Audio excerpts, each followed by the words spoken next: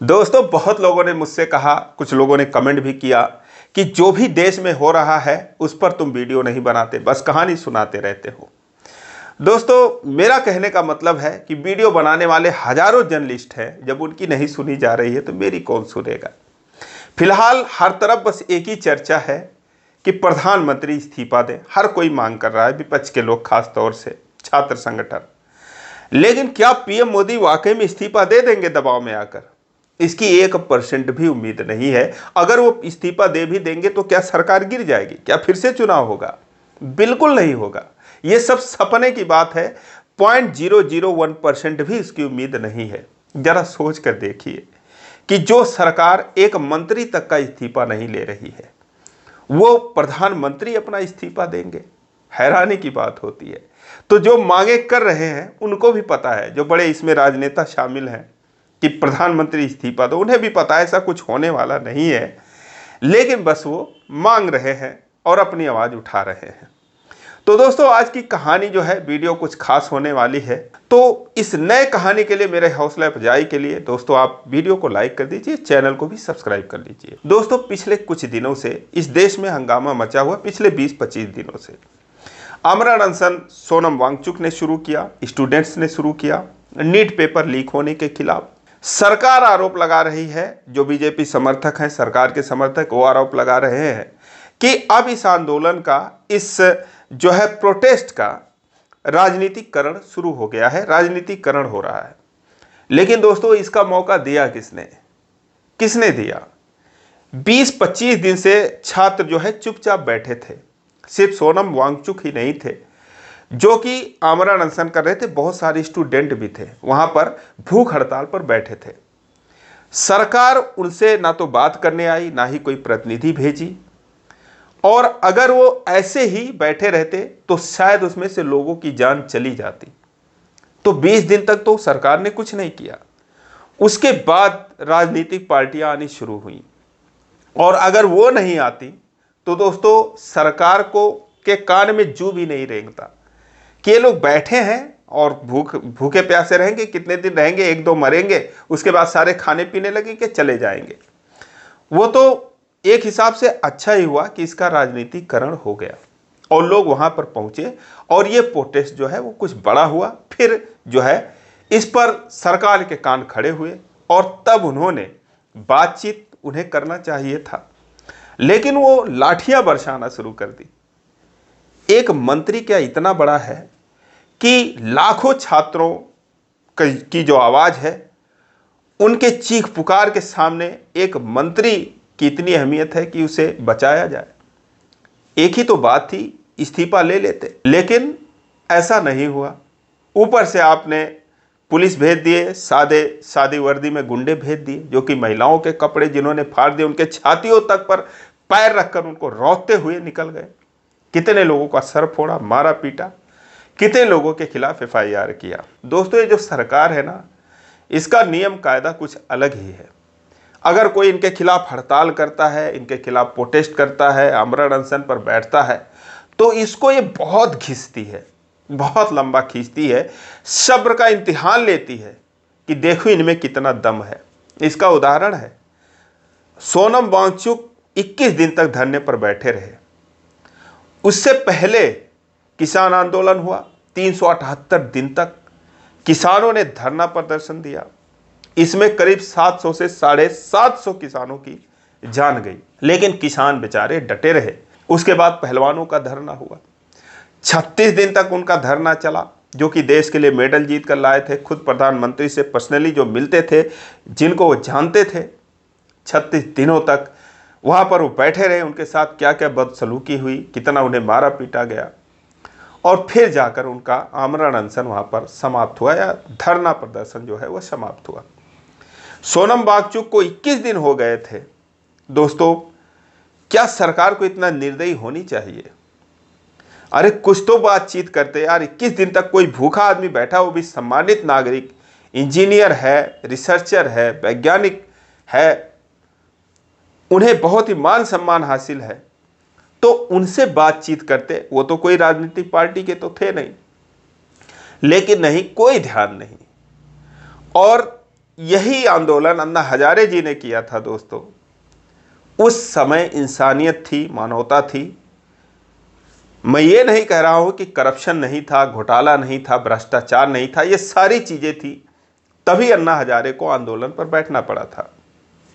लेकिन उनका भूख हड़ताल सिर्फ 12 दिन तक चला था और 12 दिन में उनकी मांगे जो है उनको आश्वासन दिया गया, उनसे बातचीत की गई और उसके बाद उन्होंने अपना वो अनशन समाप्त किया था। लेकिन इस सरकार का रवैया कुछ अलग ही है, वो बात ही नहीं करना चाहती है। बस एक ही बात है कि बस इनको तोड़ो, पहले तो इनमें जो है अफवाहें फैलाओ। यही जंतर मंतर पर जो हो रहा है, देखिए कुछ लोग उसमें ऐसे हैं, भेजे गए हैं जो पुलिस पर हमला कर रहे हैं, वो स्टूडेंट भी नहीं है, वो कहां से आए हैं। तो पहले तो ये बातें की जाती है, पहले इनमें फूट डालो, उसके बाद भी अगर ये इकट्ठा रहे तो लाठी बरसा दो, ये चीज होती है। अब दोस्तों, जो नीट का पेपर था लीक होने के खिलाफ छात्रों ने धरना प्रदर्शन दे ही रहे हैं, धर्मेंद्र प्रधान जी इस्तीफा नहीं दे रहे हैं। लेकिन क्या सिर्फ यही गुस्सा है सरकार के खिलाफ, सिर्फ नीट पेपर को लेकर है? दोस्तों ऐसा नहीं है। जितने भी यहां पर घोटाले होते हैं या फिर जिनमें अनियमितता दिखाई देती है, जैसे एक्सप्रेसवे बना उसमें घोटाला हुआ, राफेल डील में हुआ, इलेक्टोरल बॉन्ड में हुआ, इन सभी चीजों में सरकार मानती नहीं है कि हां इसमें घोटाला हुआ है। अपनी गलती वो मानती ही नहीं है। यही गलती अगर नीट में मान लेती है, आज प्रधानमंत्री जी का ट्वीट आया है कि दोषियों को कड़ी से कड़ी सजा दी जाएगी, इसके लिए फास्ट ट्रैक कोर्ट बनाया जाएगा। हम लोगों की भावनाओं का ध्यान रखते हैं, तो लोगों की भावनाएं तो एक ही है। शिक्षा मंत्री का इस्तीफा मांग रहे हैं, वो इस्तीफा दे नहीं रहे हैं, तो फिर और किसके खिलाफ कठोर कार्रवाई करोगे? कुछ लोगों को और पकड़ लेंगे, जेल में डाल देंगे, बोलेंगे देखो हमने ये सब पकड़ लिया। इनके कार्यकाल में दोस्तों जो भी घोटाले होते हैं, जो भी अनियमितता पाई जाती है, उसकी जांच तो होती ही नहीं है। जो पिछली सरकार थी उसमें भी बड़े बड़े घोटाले हुए थे, 2G घोटाला हुआ, कॉमनवेल्थ घोटाला हुआ, तमाम घोटाले हुए, कोयला घोटाला हुआ, कोयला ब्लॉक आवंटन का। लेकिन उसकी जांच खुद उस सरकार ने कराई थी। उसी दौरान ही जांच शुरू हो गई थी जब कांग्रेस की सरकार थी। डॉक्टर मनमोहन सिंह इस देश के प्रधानमंत्री थे, उन्हीं के कार्यकाल में जांचें शुरू हुई और उन्होंने ही उजागर किया कि भाई देखो ये हमारे मंत्री हैं, इन्होंने इसमें घोटाला किया है। उनके पीछे CBI लगाई, कैग लगाई और उन्होंने जांच शुरू किया। अपने ही मंत्रियों का उन्होंने जांच करवाया और उनके जो है उनको उसमें दोषी अगर वो मिले तो इस्तीफा देना पड़ा। लेकिन यहां पर दोस्तों किसी मंत्री के खिलाफ कोई जांच होती है? जो भी ED हैं, CBI हैं, जो भी एजेंसियां हैं, ये सिर्फ राजनीतिक विरोधी जो उनके हैं, जो पार्टी हैं, अगर 1000 जांच हुई होगी, ED का छापा पड़ा होगा, तो उसमें से 1000 में से 995 छापे जो है वो राजनीतिक जो विरोधी नेता है, विपक्ष के नेता हैं, उनके घर पर किया गया होगा। दोस्तों अपने दिल पर हाथ रखकर सोचिए, क्या सिर्फ विपक्ष में ही गलत लोग हैं? क्या सरकार में कुछ नहीं हो सकते? अरे कुछ तो होंगे। आप पड़ोसी के रिश्तेदारों का जो है लेखा जोखा रखते होंगे कि अरे इसके सारे रिश्तेदार खराब हैं, कोई बात नहीं है। लेकिन आपके भी अपने रिश्तेदारों का दिल पर हाथ रखकर पूछिए, कोई तो खराब होगा। पड़ोसी के मुकाबले कम होंगे लेकिन होंगे तो। लेकिन ये सरकार जो है सिर्फ पड़ोसी के रिश्तेदार यानी कि विपक्षी जो उनके पार्टी के लोग हैं उनके ऊपर ED CBI का जांच होता है, अपने लोगों पर ये नहीं करती है। अपने लोगों पर भी करना चाहिए। एक राजा का इंसाफ यही होता है, बराबर से सबको देखे, ना बराबर से देखे तो कुछ तो मिसाल तो कायम करनी चाहिए।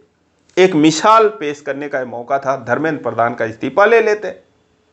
लेकिन 2015 में ही राजनाथ सिंह ने साफ कर दिया था कि भैया ये UPA सरकार नहीं है, NDA सरकार है, यहाँ पर मंत्रियों के इस्तीफे नहीं होते। बात उन्होंने साफ कर दिया था, तो कोई मंत्री क्यों डरेगा? उसे तो पता है कि भाई हमारा इस्तीफा तो होगा नहीं, हम चाहे जैसे भी काम करें। जो रेल मंत्री थे वैष्णव, अश्विनी या अश्विनी वैष्णव, क्या नाम है उनका, उनके कार्यकाल में इतनी रेल दुर्घटनाएं हुई, लेकिन उन्होंने किसी दुर्घटना की जिम्मेदारी लेते हुए अपना इस्तीफा नहीं दिया और सरकार ने उन्हें कहा भी नहीं कि इस्तीफा दो। ऊपर से ये कहने लगे हमारे बहुत काबिल मंत्री हैं। क्या काबिल मंत्री हैं?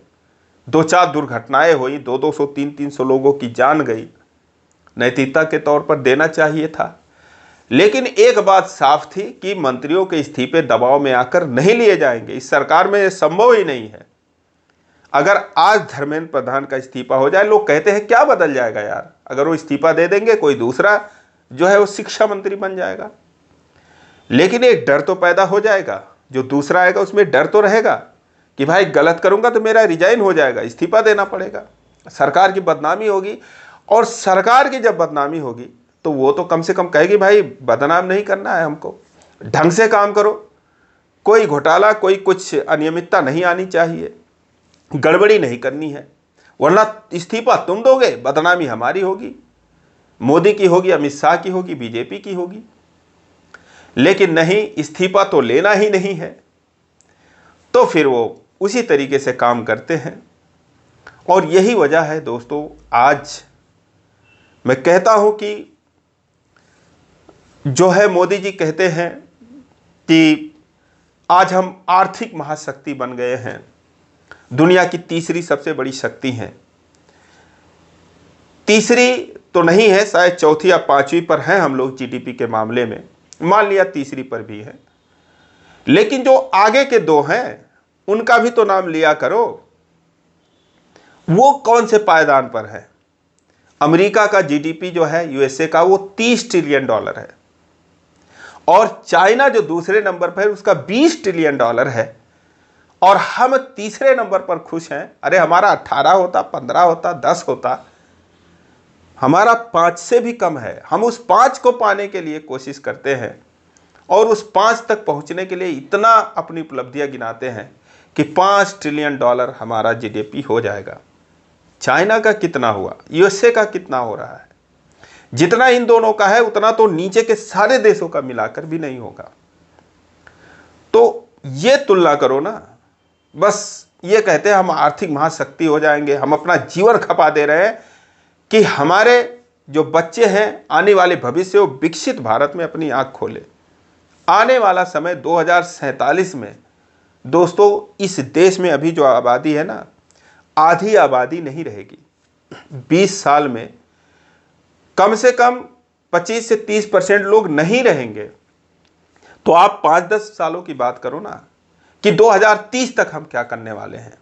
हम तो सोच रहे थे 2030 तक भारत विकसित राष्ट्र होने वाला है, पहले यही बातें की जाती थी, अब 2047 तक पहुंच गया। दोस्तों, विकसित राष्ट्र बनने के लिए कुछ पैरामीटर सरकार को सेट करना चाहिए कि हमें ये टारगेट अचीव करना है, हमें अपने स्कूलों को बेहतर बनाना है, अपने अस्पतालों को बेहतर बनाना है, नागरिकों की जो देश के लोग हैं उनके आमदनी को बढ़ाना है, इनकम को बढ़ाना है। लेकिन इस पर क्या काम हो रहा है?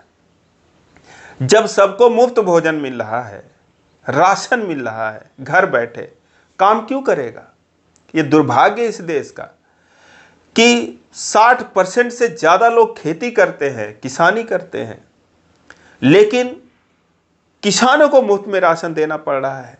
ये कौन सा पैरामीटर है? और वो इसलिए दे रही है, कमी नहीं है, सिर्फ एक चीज़ के लिए, वोट बैंक के लिए राशन दे रही है, खुश रहो। स्कूलों में जो है वो शिक्षा नहीं है। आप प्राइमरी स्कूल, जूनियर स्कूल, जो भी सरकारी स्कूल हैं दोस्तों, हमारे बच्चे जो हैं यहाँ से 6 किलोमीटर दूर जाते हैं पढ़ने के लिए। 6 किलोमीटर के अंदर ऐसा नहीं है सरकारी स्कूल नहीं है, हैं कम से कम कुछ नहीं तो 20 होंगे, इससे ज़्यादा भी होंगे, लेकिन उनमें भेजने की हिम्मत नहीं होती, पढ़ाई होती नहीं है। टीचरों को घर घर जाकर बच्चों को बोलना पड़ता है कि स्कूल में आओ, आपकी संख्या रहेगी तो हमारा स्कूल बचा रहेगा। अगर बच्चों को भेज दो उसमें, तो दोस्तों क्या पढ़ाई होती है? उन्हें होमवर्क नहीं मिलता, उनका पीटीएम पेरेंट्स टीचर मीटिंग नहीं होती है। बस यह है कि मिड डे मील उन्हें भोजन मिल जाता है, उसमें वो जाते हैं, बैठे रहते हैं और थोड़ा बहुत पढ़ते हैं, घर चले आते हैं। पहले उसको बेहतर करो विकसित राष्ट्र बनने के लिए। स्कूल में अच्छी शिक्षा कराओ, लोगों के पैसे बचे। प्राइवेट स्कूल में एक बच्चे का 5,000 6,000 रुपये महीने लगता है, 2 बच्चे हैं तो 12,000 13,000 रुपये महीने लगता है, थोड़ा बहुत जो ठीक ठाक है। और जो एकदम से बेसिक खुले हुए हैं प्राइवेट स्कूल, जो भी नए नए खुले हैं, उसमें भी एक बच्चे का महीने का 1,000 कम से कम लगता है। तो कम से कम पहले उस पर तो ध्यान दो, क्या ये लोगों के पैसे नहीं खर्च हो रहे इसमें? ये पैसे आखिर जो खर्च हो रहे हैं, क्या ये बचने नहीं चाहिए? लेकिन नहीं। हॉस्पिटल में चले जाओ, सरकारी हॉस्पिटल, जिला चिकित्सालय में कोई भी सर्जरी होनी है, कोई भी इलाज होना है, तो कम से कम 95% इलाज जो है प्राइवेट हॉस्पिटल में हो रहे हैं, सरकारी में नहीं होते। एक सबसे मूल बात है, अगर किसी को सांप काट लिया, जहरीला सांप काट लिया, तो अगर वो सरकारी अस्पताल में जिला चिकित्सालय जाता है ना, तो वहां पर पहले तो उसे बिठाए रखते हैं। अगर लक्षण होता है कि हाँ इसको विष चढ़ गया है, जहरीले सांप ने काटा है, तो उसको मेडिकल कॉलेज के लिए रेफर कर देते हैं। ये क्या है? करप्शन नहीं है? अरे उसका वहीं पर इलाज करो ना, जबकि पता है कि एक सांप के काटने के बाद आधा घंटा 40 मिनट, किसी की बहुत ज़्यादा किस्मत सही रही 1 घंटा 1.5 घंटा उसके पास यही टाइम होता है, एक एक सेकंड कीमती होता है।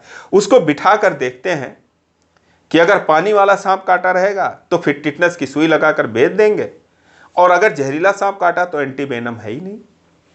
2.5 साल पहले एक लड़की की मौत हो गई थी, वो बैठी थी और जब पॉइजन उसके शरीर में चढ़ गया तब बोले अब कहीं और लेकर जाओ। ये मैं उस एक उदाहरण के दम पर ये बात कह रहा हूं, वही एक ही बात काफी है।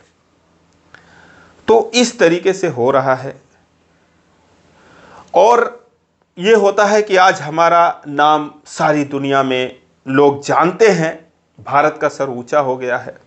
अच्छी बात है, देश का सर ऊंचा हमेशा था, रहेगा, किसी एक आदमी के बदौलत ये नहीं हुआ है। लेकिन ये कैसा भारत का डंका बज रहा है, हम कैसे विश्व गुरु हैं कि अभी पिछले साल 105 भारतीयों को बेड़ियों में जकड़कर अमेरिका ने भेजा था अपने सैन्य विमान से। ये कैसे हम विश्व गुरु हैं? कैसे हम मान लें कि हमारा डंका बज रहा है चारों तरफ? दोस्तों उस समय इतना कष्ट हुआ था, उनको बेड़ियों में जकड़ा हुआ देखकर अपने उसने सैन्य विमान से भेजा था। ऐसा भी नहीं कोई पैसेंजर विमान हो, सैन्य विमान से भेजा था, बेड़ियों में जकड़ कर भेजा था। 40 घंटे का सफर था और उस 40 घंटे में वो ऐसे ही बेड़ियों में बैठे रहे। तो ये देखकर उसी समय पता चल गया, नहीं अभी हमें विश्व गुरु बनने में टाइम लगेगा। विश्व गुरु तब आदमी बनता है जब उसके पास ताकत होती है। तो अपनी ताकत को बढ़ाओ। ये जो राजनीति चल रही है, राजनीति का स्तर आज से नहीं, ये बहुत दिनों से ऐसा चल रहा है। सारी सरकारें यही करती हैं, धर्म की राजनीति करती हैं, जाति की राजनीति करती हैं। जब तक ये समाप्त नहीं होगा, देश शक्तिशाली नहीं हो सकता। जिस दिन ये समाप्त हो जाएगा, जाति पर राजनीति करना, धर्म पर राजनीति करना, राजनीति करो तो विकास पर करो, राजनीति करो शिक्षा पर करो कि हम शिक्षा को यहाँ तक लेकर जाएंगे। ऐसा नहीं कि नहीं हम तुम्हारा धर्म बचा लेंगे, ये बचा लेंगे, ये भी जरूरी है, लेकिन सबको एक समान देखो। आज राम मंदिर में चोरी हुई, कुछ दिन पहले चोरी करने वालों के मकान पता नहीं गिराए गए या नहीं गिराए गए। अगर गिराए गए होंगे तो आप कमेंट करना, मुझे नहीं पता है। लेकिन फिलहाल तत्काल में तो नहीं गिराए गए थे, जबकि पता चल गया था कि हाँ इन्होंने चोरी की। तो ऐसा दोहरा रवैया क्यों है? तुरंत गिराओ जिसने भी करप्शन किया, ये मत देखो ये किस जाति का है, हिंदू है, मुस्लिम है, सिख है, ईसाई है। अगर उसने गलत किया है तो पहली बात तो उसके अंदर से इंसानियत मर चुकी, वो इंसान ही नहीं है। फिर हिंदू, मुस्लिम, सिख, ईसाई क्या, फिर उसकी जाति कहां से आती है? तो कार्रवाई जो भी होनी चाहिए बराबर की होनी चाहिए, सहयोग जो होना चाहिए वो बराबर का होना चाहिए, धर्म की राजनीति नहीं करनी चाहिए। तो ये सब सारी चीजें हैं दोस्तों। अब जंतर मंतर पर जो भी हो रहा है, मैं पूरी तरीके से छात्रों के साथ हूं और मैं चाहता हूं कि भविष्य में फिर कोई पेपर लीक ना हो, क्योंकि उनके पिता बैठे हुए थे वहां पर, ऐसे स्टूडेंट जो कि अपनी जीवन जिन्होंने समाप्त कर दिया, उनके पिता वहां पर बैठे हुए हैं कि एक बच्चे को तो हमने खो दिया, दूसरे बच्चे को हम ना खोएं, उसको बचा पाएं, फिर ऐसी कोई घटना सामने ना आए। तो बहुत ही गंभीर मुद्दे लेकर वहां पर वो बैठे हुए थे, लेकिन अफसोस है कि उन पर तानाशाही की गई, लाठीचार्ज किया गया, उन्हें खदेड़ा गया। बहुत सारे ऐसे वीडियो आए, महिलाओं के साथ बदतमीजी की गई, वहां पर वो लोग भूखे पेट सोए रहे। बहुत ही दोस्तों इस पर सरकार को ध्यान देना चाहिए और सोचना चाहिए कि हर समय एक बराबर नहीं होता है। जनता की नहीं सुनोगे तो किसकी सुनोगे? पिछली सरकार का जो हश्र हुआ, उन्होंने घोटाले किया, उसकी उन्होंने जांच भी कराई, लोगों को पकड़ाए, उसके बाद भी उनका यह हश्र हुआ कि जनता ने उन्हें उखाड़ फेंका था। तो आप क्या चीज हो? आप तो जांच भी नहीं कराते हो, अपने लोगों को बचाते हो। जैसे नालायक माँ बाप जो होते हैं ना, अपने नालायक बच्चों को बचाते हैं, लेकिन जो लायक माँ बाप होते हैं वो अपने बच्चों को बचाते नहीं हैं, उसको सबके सामने दो झापड़ लगाते हैं कि आइंदा ये काम आगे नहीं करेगा, और उसे वो सबक मिलता है, आगे चलकर वो अच्छा काम करता है। लेकिन जो नालायक माँ बाप होते हैं ना, अपने बच्चों को बचाते हैं, आगे चलकर वही बच्चे और नालायक हो जाते हैं। तो ये सिर्फ परिवार में नहीं, व्यापक स्तर पर भी ये सारी चीज़ें चलती हैं। तो जो मंत्री गड़बड़ करें उन्हें इस्तीफा दिलवाओ, अच्छे से काम करो। उम्मीद है कि सरकार सुनेगी अब लोगों की और इस पर उचित से उचित कार्रवाई करेगी, और उसके बाद जो सरकार अब फैसला लेगी, चूंकि प्रधानमंत्री जी ने ट्वीट कर दिया है तो क्या पता इस पर कुछ कार्रवाई हो। फिलहाल दोस्तों मेरा ये वीडियो बनाने का मतलब किसी पार्टी का पक्ष रखना नहीं था, बस आप लोगों ने कहा, कुछ लोगों ने कमेंट किया, तो जो भी मेरे समझ में आया मैंने आपको बताया। फिलहाल आपकी इस पर क्या राय है कमेंट में जरूर बताएं। इसी प्रकार की कहानी के लिए इस चैनल को सब्सक्राइब करें, वीडियो को लाइक नहीं किया अभी तक तो लाइक कर दीजिए। फिर मिलेंगे अगले वीडियो में, तब तक के लिए जय हिंद।